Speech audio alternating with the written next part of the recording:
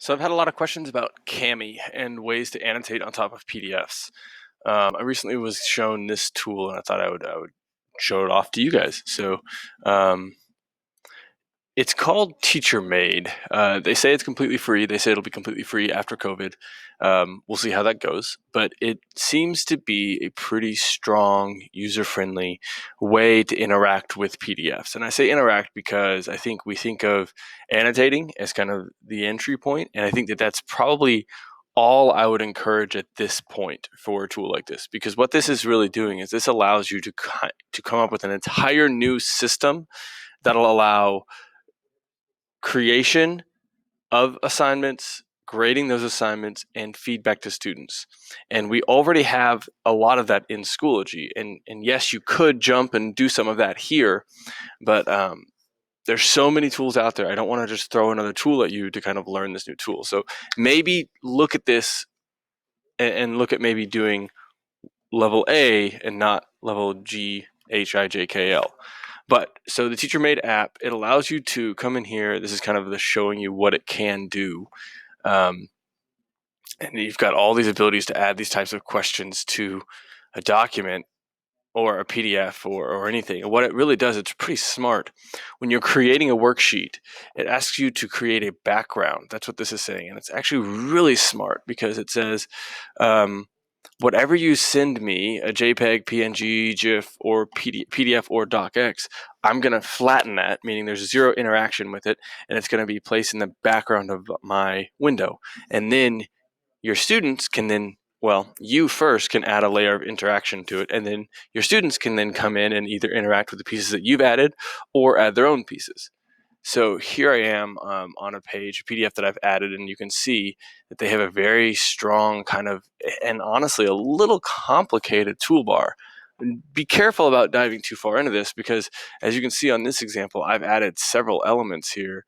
This is a drop down, this is a fraction, a mixed number, a math equation, a hotspot, this is a short answer question, this is another equation.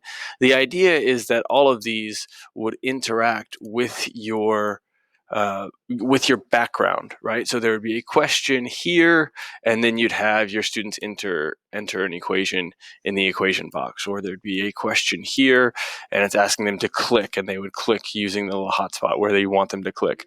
But you can set up an entire point system, and I don't think that that's what we need to look into this right now, because the other thing about this is it's brand new, it's going to be glitchy, there's going to be more hiccups. So I would say be cautious about going full-fledged 150% into this.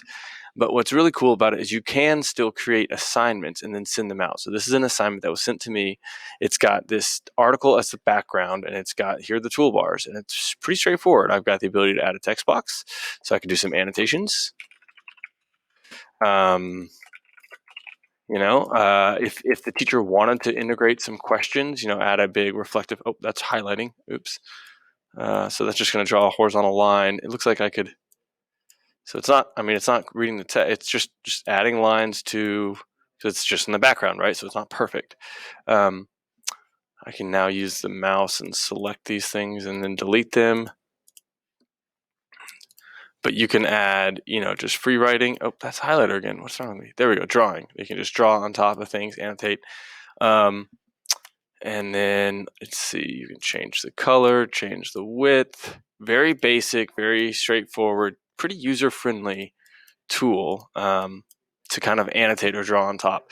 The cool thing about this is I can save it for later, and this is all tied to my Google login. So one of the ways that I set this up is I set up with a Google login, and then it's all going to be tracked by that. If I wanted to reload, I can go back to editing it, and then whenever I'm done, I can submit it, and then the teacher would see those responses.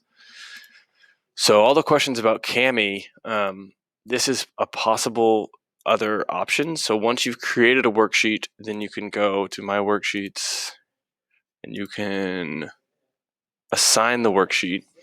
And here's where you'd make the assignment.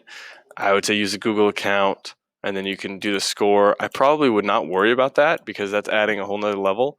I would just do no score, and I would say create assignment. And that's what it's going to look like here, where they've got all of the, I think I've already submitted it, so I can't back up. Yeah, I can't. But you have that toolbar across the top where the kids can annotate and add content to it. And then you on the back end can kind of monitor all of this, where I've got this assignment here, and whenever my students start submitting it, I would be able to see the responses here. Completely separate from Schoology, completely separate from TAC, completely separate from Wiser or Nearpod, anything else.